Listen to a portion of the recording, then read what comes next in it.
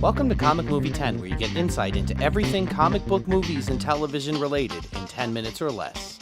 I'm Joe Kane. And I'm Dan Kane. No relation. Hey, don't forget to subscribe and share and keep up with us at hecklerkane.com. On this episode, we're going to be talking about Ed Norton taking a shot at Marvel's script for The Incredible Hulk. Apparently, there was some issues that went back to the script that was originally written for The Incredible Hulk. And, Ed Norton had basically kept his mouth shut for a long time. Right. And it all boiled down to a point where they were doing the roast of Bruce Willis. Yeah. And he just kind of let loose on what was happening. Yeah, the script was written by Zak Penn for The Incredible Hulk. Now, this is going back 10 years to 2008. Well, apparently, Ed Norton had wanted a lot more control over the character and what was going on, and this was all promised to him when he accepted the part of Bruce Banner. Bruce Banner. When he first initially was approached about the role. Right. And they said, yes, we'll give him a lot of creative control, and they're going to give him everything he needs.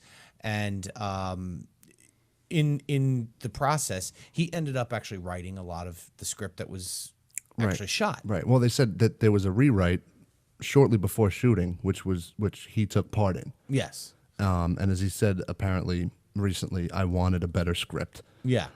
It's quote unquote. Yes. And so basically, he had ideas and input, but when it came down to editing, most of the things that he wanted in there were just cut out. Yeah. And it wound up being Zak Penn's script. Yeah. And well, the other piece of the puzzle is he was never given credit for it from WGA, Writers Guild of America. And he was never given credit in any other format, right? For any of the work that he did on that, as far as the writing end of it, right? So there's obviously some bad blood there. Yeah.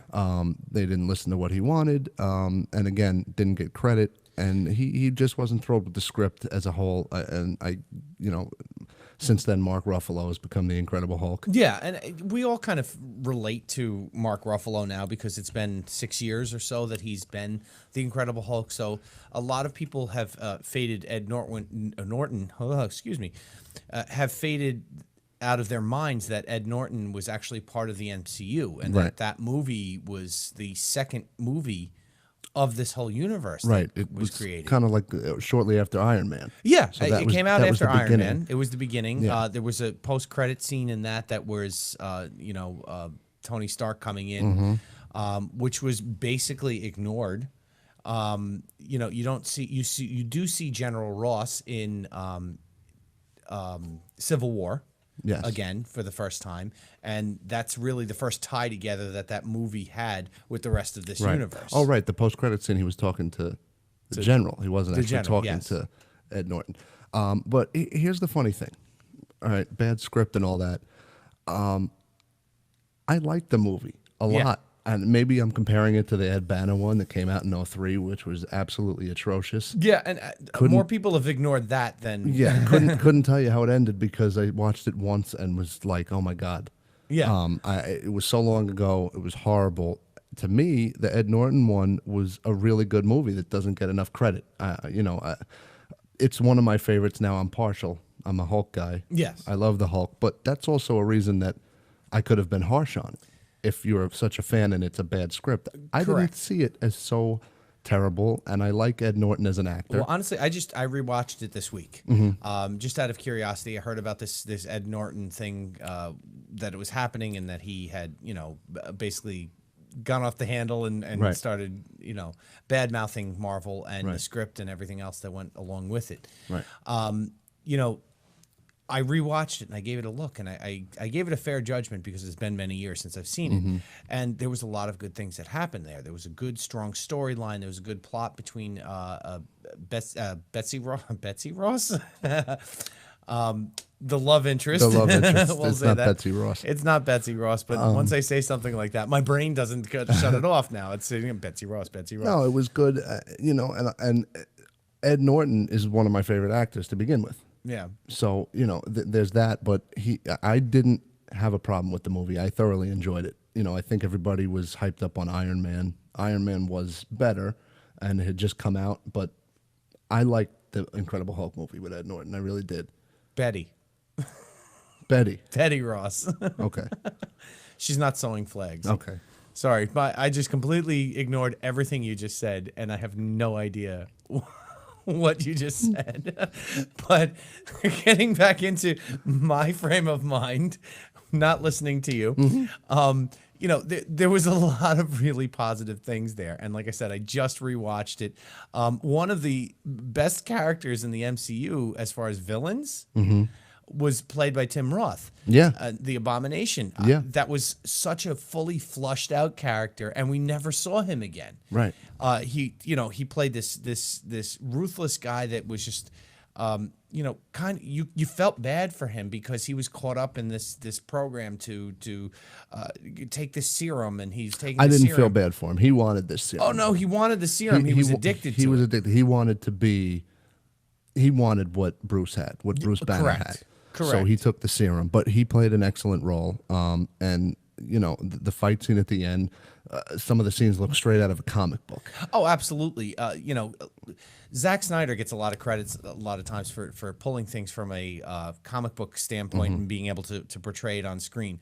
But man, did every one of those shots that was in that final fight scene looked like it was pulled right out of a comic panel. Right. So again, it's Bad Blood. So maybe that's why he didn't like the script, or there was things he felt he could make better. Yeah. One way or the other, I don't know if there was a compromise, if there was something that happened between them back in the day. We're talking about, many years ago, 10 years ago at this point, that obviously drove a wedge between Ed Norton and the Marvel company. He has pretty much steered away from all other sort of franchise movies at this point. Right. He was a part of the Bourne Identity and Bourne Legacy, thing, but that was was a one offer movie that he did. It's definitely shown that the script was one way or the other not what he wanted. Right.